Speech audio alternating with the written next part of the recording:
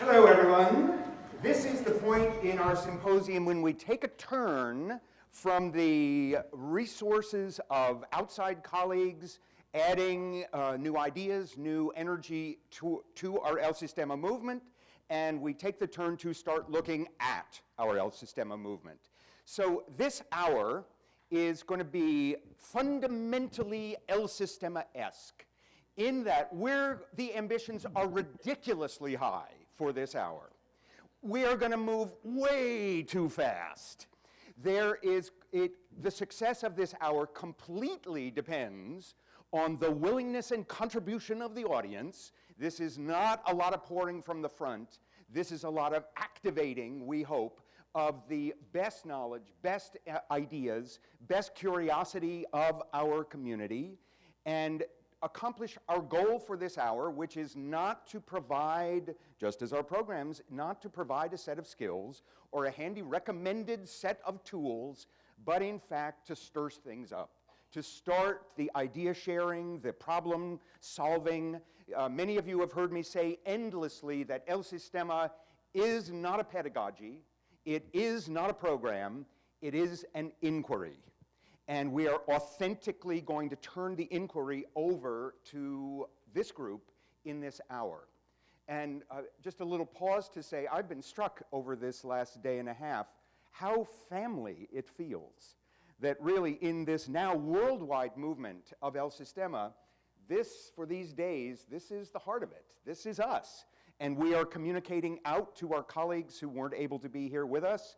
And we're recognizing in that the session that follows us is an international perspective that in fact what's happening in the US now is a breathing part of a global endeavor. So let me tell you a little bit about the structure of our hour. I'm going to blather for a few minutes up here in the beginning. Then we're going to get over to the important work, which is 3 rounds of introducing what we're considering a leverage point. 3 leverage points where one of our colleagues from the US movement is going to focus on, and these will be the 3 focuses, something that has to do with student learning, something that has to do with community building, and something that has to do with institutional sustainability.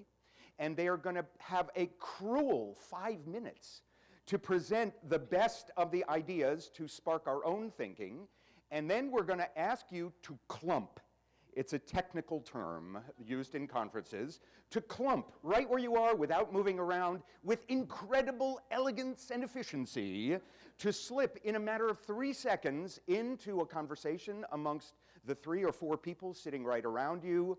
You will be given a question challenge by our colleague, and to share the ideas of how you are using the particular leverage point that will be offered. How are you thinking about it in your programs, or how are you thinking about it personally? It's not so much a bragging rights session, oh yeah, well, here's what we're doing. Rather, it's a hear what we haven't been considering. Here's what we could and should maybe be thinking about. That's the stirring up idea. So we're going to have these 3 rounds of conversation. And again, to let you know the format of it, because I'm going to need you to, like an excellent orchestra, be very good at your cutoffs, so we don't have endless and background noise, that we can be efficient moving together. We'll have a presentation by one of our colleagues. We'll then have a horribly short amount of stir-up conversation with you and your clump partners. And then I have asked the Sistema Fellows from the New England Conservatory program to very subtly inveigle their way into some clumps. And if they hear particularly interesting ideas pop out of those brief discussions, we're going to have a chance for them just to share a few ideas of things they heard that really struck them, to kind of round out with a few final comments from each presenter. This is sounding pretty complicated. It'll be simple when you do it. But just to give you the sense, there's going to be a real parade of short verbal presentations that are focusing on leverage points. And look at that metaphor. It's a specific area where you apply extra energy in a focused way, and it enables you to create significant change. So we're trying to offer specific ways that programs in the US El Sistema movement have applied specific ideas, energies, programs, experiments, and in fact, it is producing significant change for them. That's what the clump conversations will be about too. How can this particular idea leverage significant change in the right direction for your organization? And then we're going to round out, I'm going to take another few minutes at the end and do something that I'm very much not given to do. People who know me, I'm a peppy guy, you know, and I skew to the positive, but it's going to have a little bit of this in it. And so I'll be warming up this finger to give us a little warning of one area in which our field, I think, needs to do some serious rethinking to get on with the work that we all have ourselves committed to.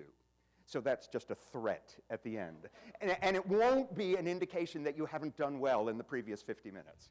Okay, just before we start, just a little introduction to our field. So think about the El Sistema movement in the US, and one of the finger waggles is we still don't know how many programs we've got. Thanks to Joe Ham from Soundscapes, who individually, heroically undertook a US census, he got a significant report from a number, there's Joe, right? And he has a document gathered of the data that he has gathered from this first census, laboriously undertaken by him with support from the National Alliance for El Sistema-Inspired Sites and El Sistema USA. But even with all of that hard, individual, volunteered labor, there's a whole bunch of programs we know about that just didn't report. So we can't pretend this is complete data. It's the best data we've got, and it's going to be available to all, but the finger waggle says we got to do a lot better than that. That when someone is pouring in so much energy to create a first basic data, how many programs do we have? How many children are in these programs that we can only partly succeed, even with heroic effort? So there's our finger waggle. But from Joe's findings, there's a few things we know. He officially got census reports from 63 programs in the US. We know there's another 20 to 30 programs out there, but let's grow up. Let's say we got 63 officially documented programs. We know there's more. That includes, we know about 9,000 students, probably significantly more, but if we're holding to our collected data, we've got 9,000 students involved. About half of the programs are 3 years old or younger, and the vast majority of programs happen in schools. Just over half of the budget income for programs in the US comes from foundations and grants. 1/4 comes from private donations. 7% comes from corporations. And finger waggle, 7% comes from public funds. We're going to have to get our act together. This is an early waggle. We have to do the things necessary to raise that 7% if we're going to be a sustainable movement. If this is going to become more than just the Wild West that it currently looks like in terms of national organization, and actually move toward being, well, I won't name something we'd find distasteful, like FedEx, move to be like the League of American Orchestras.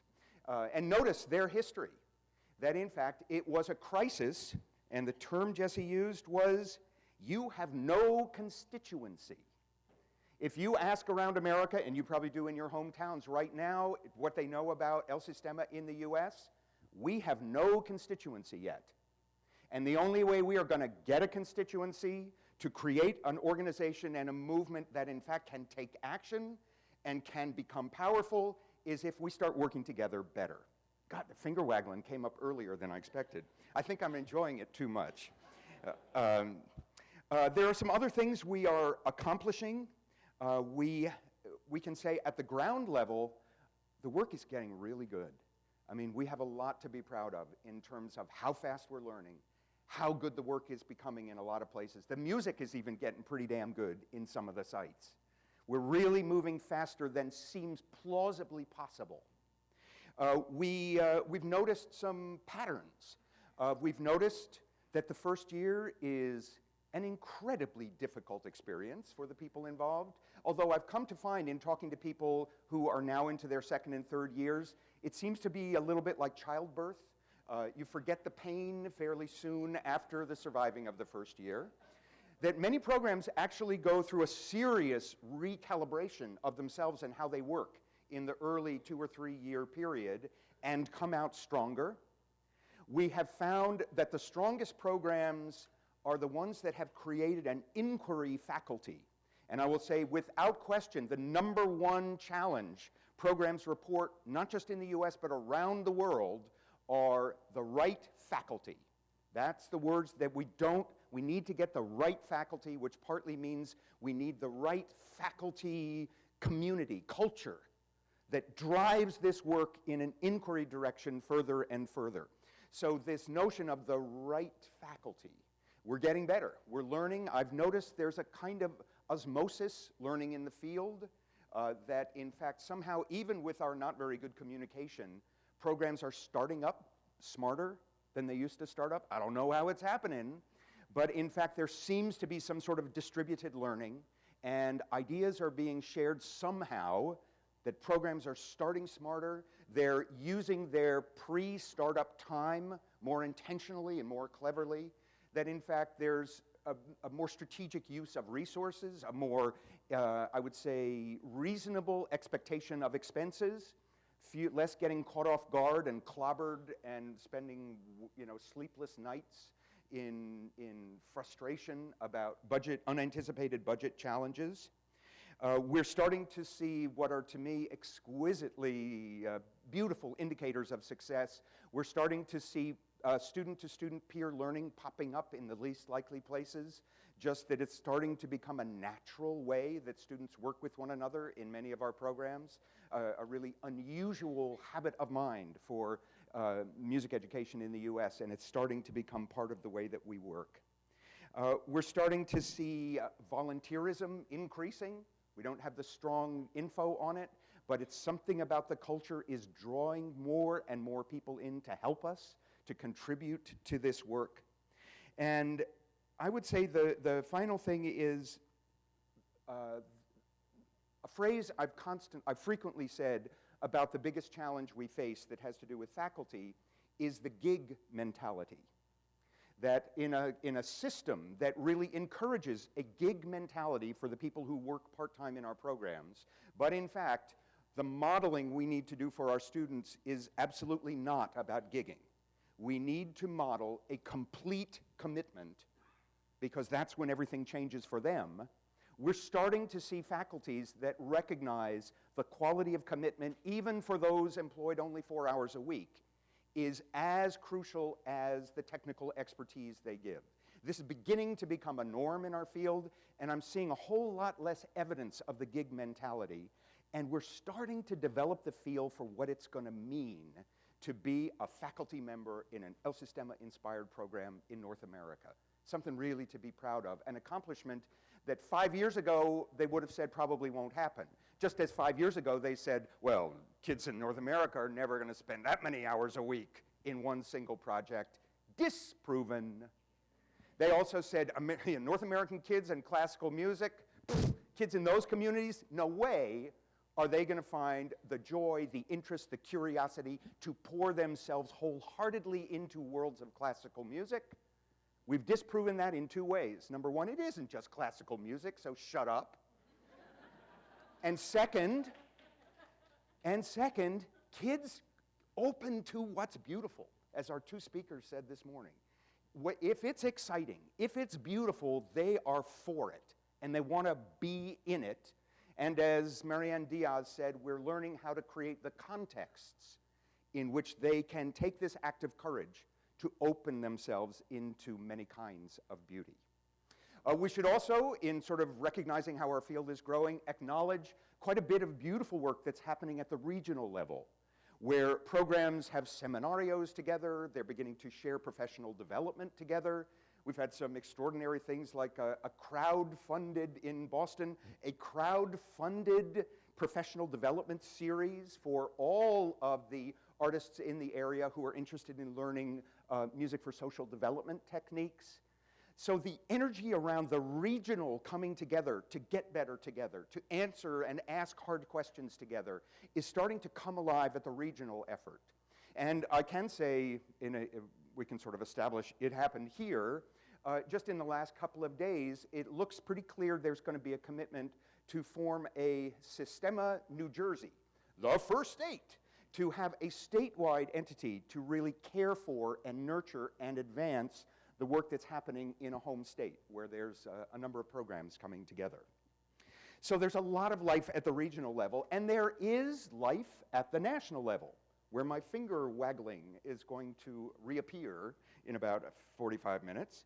And let's just acknowledge what we do have alive in the national, in our national life. This is our field, and if we can get our act together, this is our movement. We have very generous partners that take a stand, who give us opportunities like this every year or so to get together. I mean, you can feel what the energy is like in here. I was describing it yesterday as this field felt like it was throwing red meat to lions. That any idea that people were just like, so the opportunity to convene and Take a Stand's MAT program, producing new leaders for the field. NEC and the Sistema Fellowship now completing their commitment to 50 leaders in the field who've made such an extraordinary mark on the growth of this field. We've got some actual individual projects that contribute to the national. We've got the National Alliance for El Sistema Inspired Sites, also connected to El Sistema USA. And I'll say it hasn't quite found its legs yet, but it's working around to find the way its entity can make a significant contribution to the field, and it's working toward real substantive contributions in 2014. We've got a colleague created the Rep and Resource website. Look it up if you don't know it. They are gathering repertoire to give away to you and resources made available to you. Individual colleagues who just stood up and said, I volunteer and I will make this happen.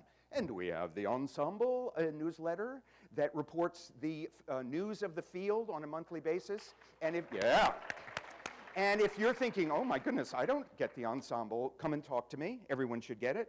We've got Sistema Global, a website created by Glenn Thomas, providing all kinds of services, including video podcasts at the end of every day of this conference to tell our colleagues who didn't get to join us what's actually happening here. So Glenn Thomas, where are you, Glenn? Glenn, right. Produced for the field. We have individual blessed maniacs like Joe Ham who undertake a particular project to advance the field. Another one was the Seminario in the Box, coming from the ICANN music program, where here's a way to undertake a seminario, all available, ready to go. We have Glenn also responsible with some others for the literature review, a first contribution to the El Sistema movement worldwide. Heavy-duty researchers, one of them is with us, gathering, here's what we know about the El Sistema international scene. It's available, given away to anybody who wants it, thanks Sistema Global. And we have the beginning of a first major research study of the US El Sistema network through Wolf Brown, Longy Bard. You'll have two chances to find out more about that later today. So we have activity at the national level. And the finger waggling that is coming, that I'm really building up anticipation for, is coming up later, is that we can do better. We have amazing volunteer contributions. We've had colleagues who have stepped forward and provided us with useful things, and it's time for us to really start moving like a movement moves. That said, let's turn it around and start looking at these leverage points. To introduce our leverage point conversation around assumptions we make about students and how we can advance student learning. Christine Witkowski, who you've already met in one way or another, is the music director of YOLA at HOLA. Christine.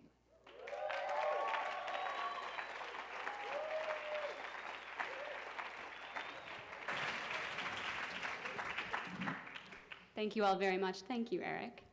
So as Eric mentioned, I am the director of YOLA at HOLA at Heart of Los Angeles. Our HOLA community is often referred to as the Ellis Island of today. It is culturally vibrant and ethnically diverse. It's the most densely populated area in the country. Our community has a lot of strengths and a lot of resources, but we also struggle with the challenges of poverty and inequity. So we have 250 students in the orchestra program from 6 different countries. Each of those students has an individual story, and each of those stories has taught me the crucial importance of asking questions of our students rather than assuming we know what their life is like. As educators, we use our own personal and professional experiences to fill in our knowledge gaps, especially where our students are concerned. The 6th grader who is no longer coming on Saturdays, we think that he's ditching. We think this because he's elusive and he's defensive when we ask him why he's not showing up to class. That girl who is failing every class in school, we think it's because of the chaos and turmoil that's happening in her home life right now. The 2nd grader that got sent to the office is crying, we think, because he doesn't want to be in trouble with his dad later.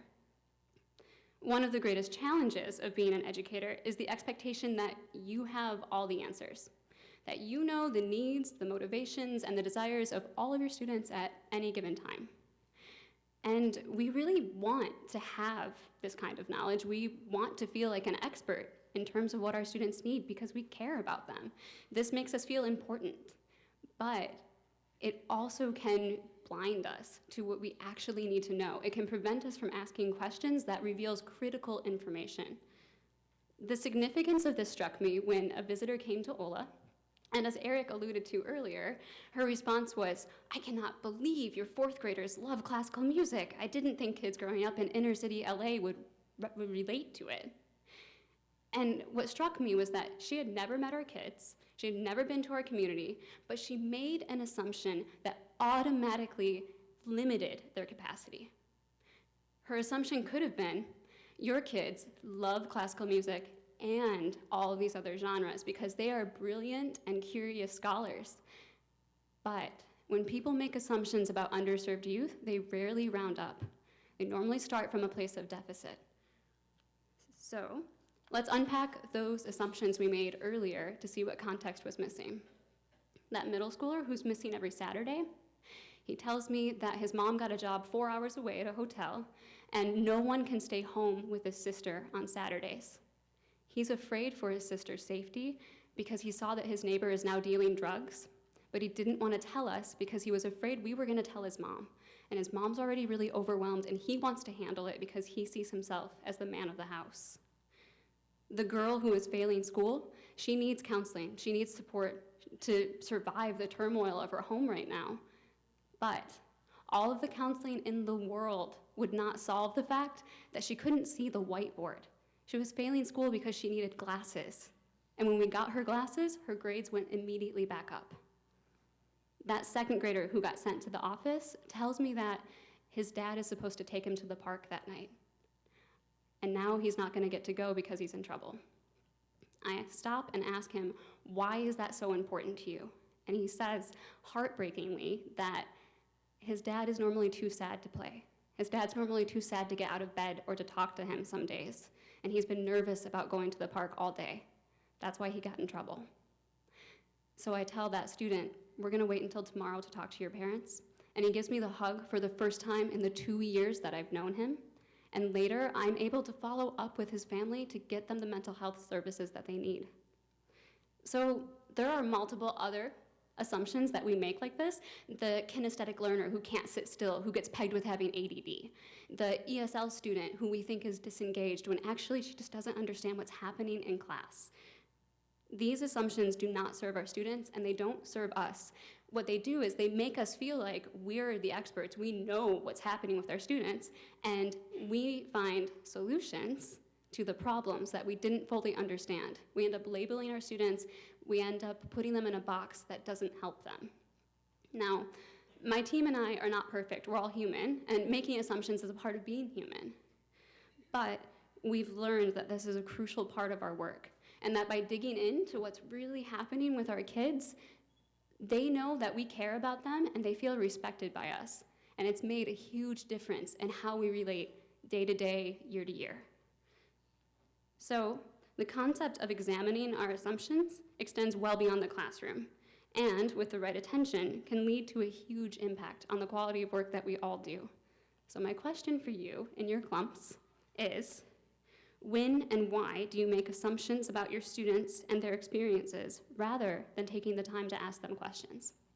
A lot of people are afraid of being uncomfortable themselves or by making the child uncomfortable.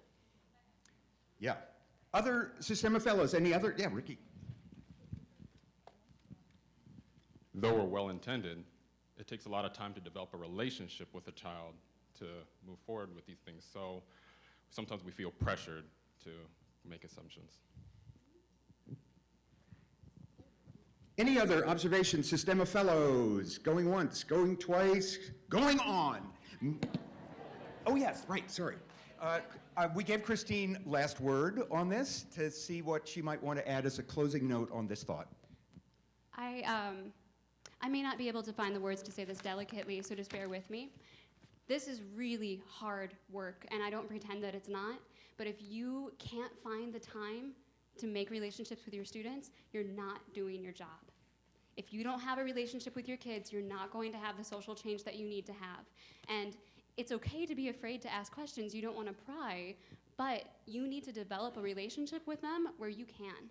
Because otherwise, you know, that student that came to me and who was upset about his dad, if he hadn't told me that information, his dad is uninsured and is undocumented, we would have never gotten him the health care and things would have gotten much worse at home. And that's an individual story, and I have 250 of them. So that's why I say this work is daunting. It is not even a full-time job, it's beyond that. So when one of you figures out how to sleep 8 hours a night and get everything done, let me know. But I'm sorry, I don't have a better answer, except that you have to figure out how to do it, because otherwise you're not doing what you're saying you're doing. Thank you, Christine. And may I introduce our colleague Dan Trahey, the founder and director of OrchKids, a program of the Baltimore Symphony Orchestra, which, as I'm turning it over, I'll just note so you know it, it is by far, in terms of student numbers, the largest program in the U.S.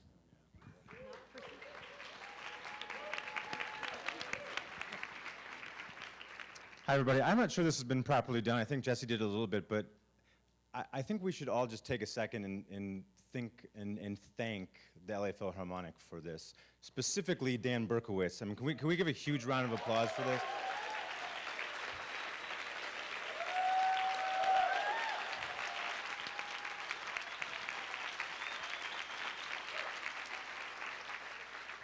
What a gigantic pain in the butt we all are to you, I know. I've learned so much from Dan, and the main thing is bite your tongue and smile and move on.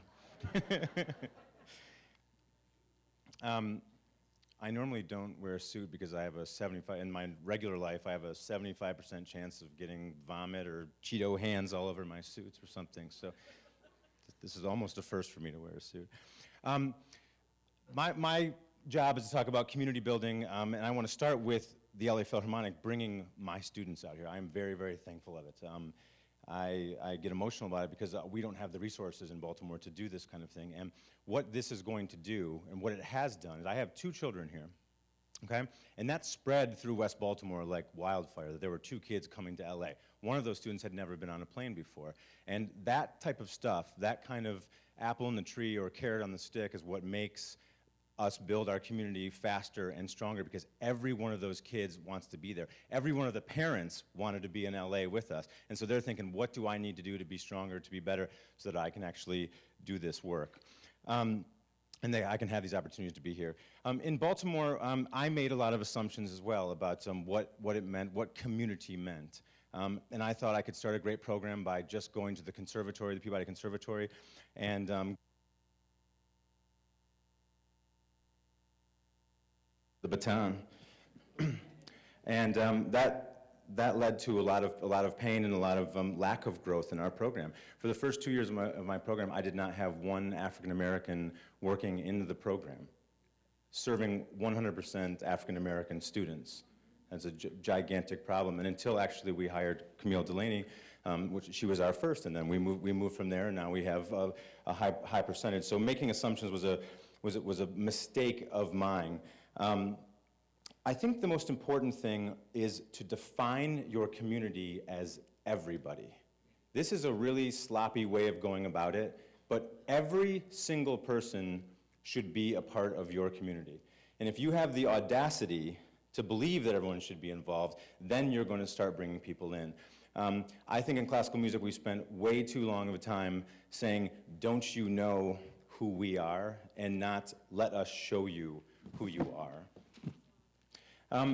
My charge to you guys is this. It is, what techniques can your program use to activate community ownership and investment? And I think those are kind of the same, but they're different in a way, okay? When I think about investment, I think about who we can get to help us on this mission.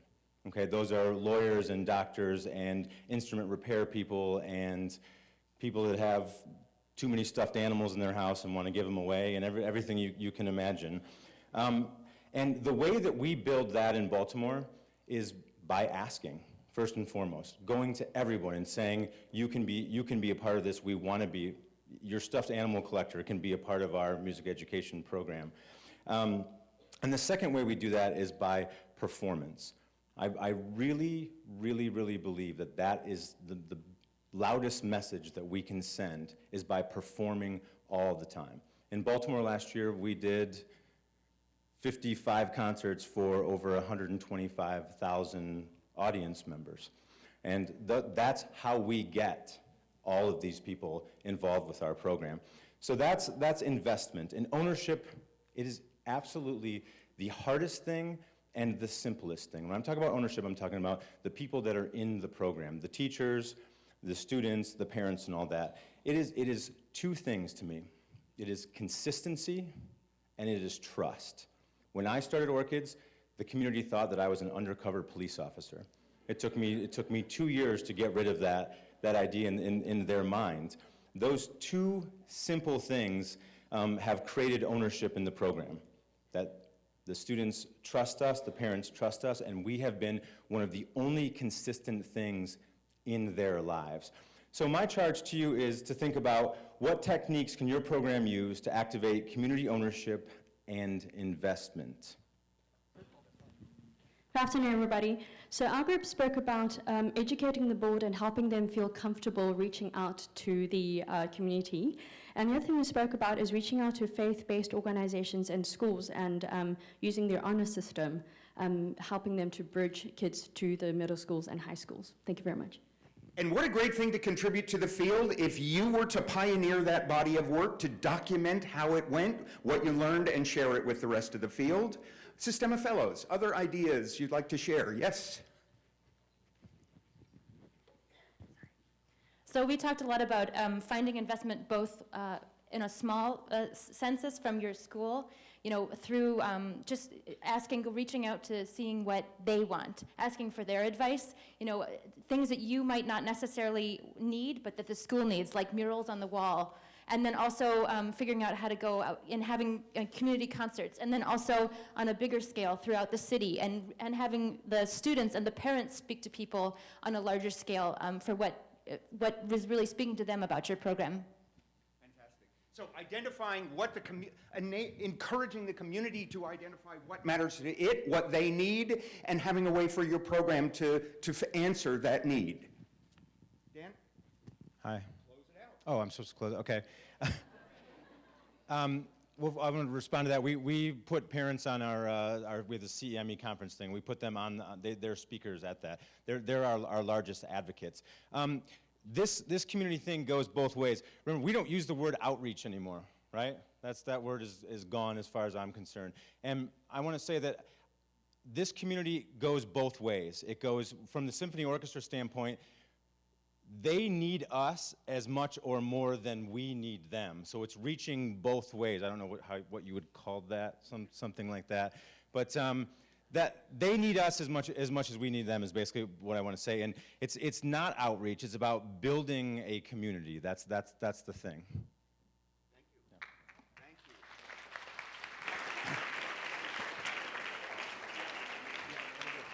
you. And taking a look at organizational, institutional sustainability, our colleague Dalouge Smith, the executive director of the San Diego Youth Symphony and its Community Opus Project. Okay, I'm going off-road already. We are not talking about institutional sustainability. We are talking about movement sustainability. Just want to make sure that Eric knows I've already changed the game on him. First of all, thank you. It's a huge honor for me to be able to be here. I am an experimenter like all of you, so anything that I say is a product of our learning as a consequence of undertaking the El Sistema efforts in our community. It's not like I knew any of this 3 or 4 years ago. This is all what I have learned as a consequence. So thanks to Eric and Dan and Lenny and Gretchen for allowing me to share this with you. So I've got 4 points I want to make about sustainability. First and foremost, sustainability needs to be the priority for our students first. We have to make sure that they have an ongoing musical experience that can outlive and outlast anything that we may be doing. So in San Diego, when we started our program, we started in a district that had no music at the elementary level, but we knew there was a place at the middle school level for them to get music. So if we couldn't keep it going, they were going to have a place to pick up with someone else. So the first priority for any sustainability conversation has to be about what the kids are going to have for the long term. Secondly, what is it going to take to marshal multiple partners and multiple settings for their music making experience so that they're not dependent on a single entity? So again, in our case in San Diego, that means we're working with the schools. That means we're actually using our traditional youth orchestra program as a destination for them. We're actually continuously evolving the work in the community. And even as we start to talk to other communities, we're making sure that they're thinking about more than themselves and they're finding more places and more partners so that their students are not exclusively dependent on them. But in fact, more and more opportunities are opened up to the students because we can't do it alone. And I think that's what Dan just reminded us of in terms of our community. So the community of music makers needs to be larger than our own institution. We also believe in San Diego that developing and working to place El Sistema trained and practiced and inspired teachers in all of these other community partner settings is equally as important as working with the teachers in our own setting. So that when the students are having experiences outside of the direct program that we are creating, they're actually having a kind of continuity of El Sistema experience. But even more important than that, we're starting to make change in these other settings. We're starting to infuse them with the El Sistema ideals and the expectations of community pursuit that's incumbent upon El Sistema efforts.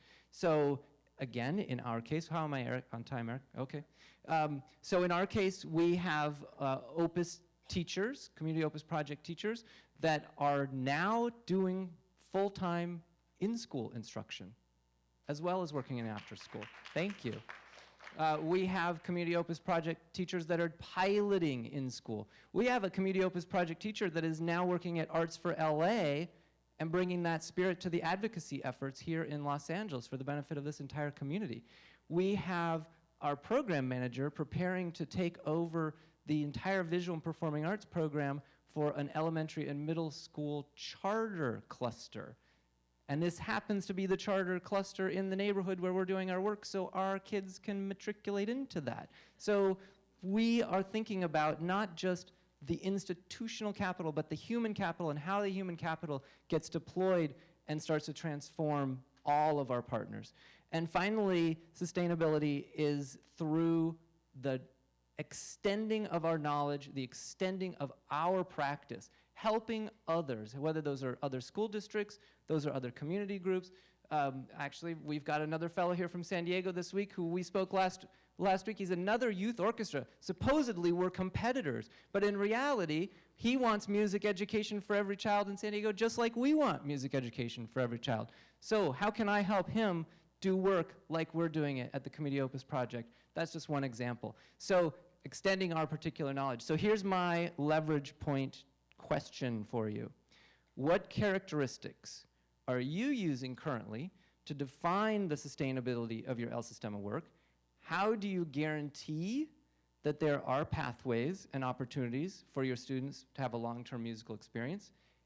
And what steps do you take to ensure that all the El Sistema energy and philosophy that you have practiced remains vital to the wider community experience for these kids? Thanks.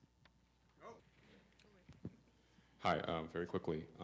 So for the first question, characteristics that are currently being used is like the MAT program, Sistema fellow programs, so people have chops and they're trained as teachers. Next, for the pathways, competing and collaborating with schools, and finally, to maintain our values and whatnot, we're thinking about entry point, where teachers and students have the culture cycle through over generations.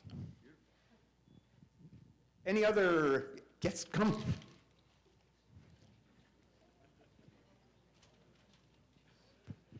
In my group, the point was brought up that two of the most successful, or the two most successful Sistema programs, Bahia in Brazil and El Sistema in Venezuela, get huge governmental support. So if we should strive to get the politics involved in a higher amount than we are doing it now. Good. And a poignant comment after the 7% fact came out just a little earlier. Final comment.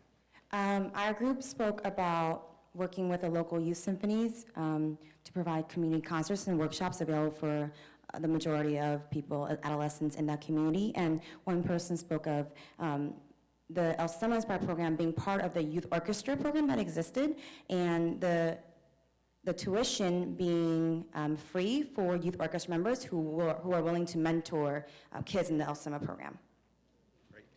Dalouge, round it out for us. Okay, so I'm going to pick up on the comment about government funding, because we, this spring, will be teaching and participating in the teaching of 3,000 children in our school district, because the school district is now investing in full-time music teachers and in piloting music at multiple schools.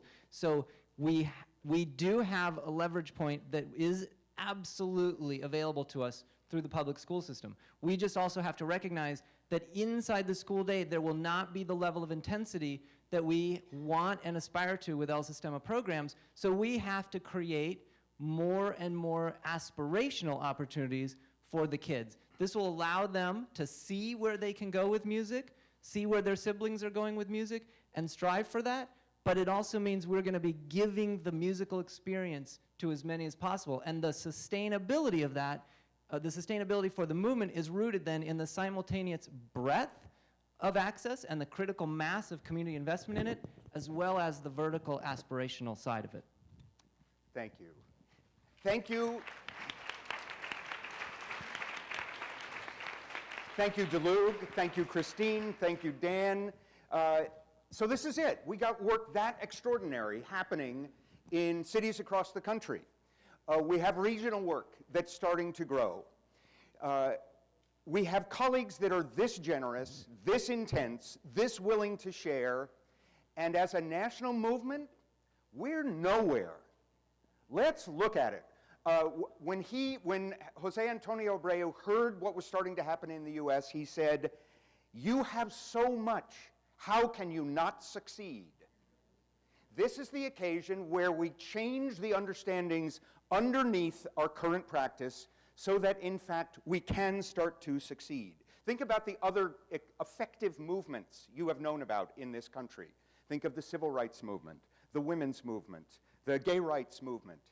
It was not successful because small pockets of earnest people kept their heads down and did brilliant work locally and occasionally helped with other opportunities that might come along. It was because of this amazing balance those heroic people managed between high quality, high impact work at home and a generous contribution to the larger whole. Let me give you just a few sobering facts. Johan, for his first census, he spent 8 months with the help of El Sistema USA trying to get basic information from our field, and after all that amount of time, he only partly got it.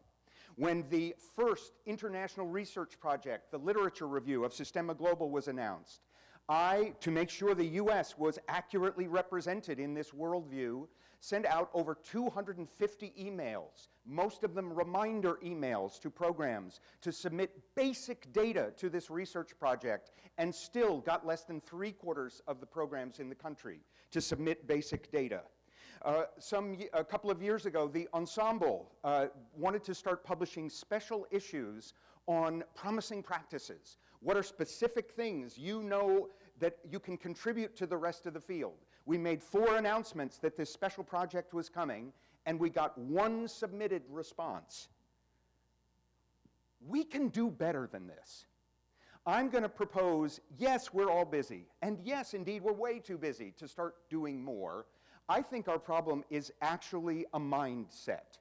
Howard Gardner wrote a book many years ago called The Unschooled Mind, and in it, he reported some research that showed this, that when you ask people with PhDs in physics questions about their understandings of physics that required them not to apply the information they had learned through a lot of experience, but their basic understandings, they gave the same wrong answers about physics as 5-year-olds did. That humans have this capacity to pile information and experience on top of understandings. And if those understandings are not educated and developed and changed, the minute the unfamiliar appears, we default back to our understandings. I propose there is an understanding in our movement at this point that it's okay to just have your head down and do the beautiful work of your project at home and occasionally lift it to help out a little elsewhere. So that whenever the crunch comes, it is natural, healthy understanding to just go back to head down, doing the good work at home. And unless we change the understanding of what it means to be in the El Sistema-inspired movement of the United States, we're not going anywhere. We are not going to be able to answer the crises. We're not going to be able to change public policy to the point that we have a greater percentage of our income coming from public funds. And in fact, I'm going to propose this. Some of you may have noticed I'm wearing this highly attractive button that says 5% on it. And here's the new understanding I propose, that everyone who claims to be a part of the El Sistema-inspired movement in North America commits to spending 5% of her or his work time contributing to national initiatives, national growth, national learning. 5% of your time. Good. If you are willing to take on that challenge, I have a box of highly attractive buttons that you could, in fact, put on your lapel. And for those of you who run programs, this is no modest commitment. In fact, you are considering allowing 5% of your employees' work time to actually be dedicated to contributing to then raising the level of all boats. That's a serious consideration. Take some extra buttons for how many people you're willing to have on your staff. Take that challenge with you if you are willing to. 5%. If you work 40 hours a week, that's 2 hours a week that you are contributing to efforts, and we've got some already underway and others will appear. You will be poised to contribute the moment it comes along. For the part-time violin teacher who works 4 hours a week, that's a little less than an hour a month that you're saying, yes, we need you to contribute in the many ways we're going to discover, so that everyone is poised, that when Joe Ham sends out the next opportunity to report to the census, you pounce on it, because that helps you fulfill your 2 hours a week commitment to the national movement. So my challenge to us as a group is that we change our understanding of what it means to be a full contributing member of this family, so we can change the status quo. If we stick with the status quo, we run the risk of becoming a boutique flavor of the month movement that went away when something that had its shit together better than we do comes along and grabs the public mind.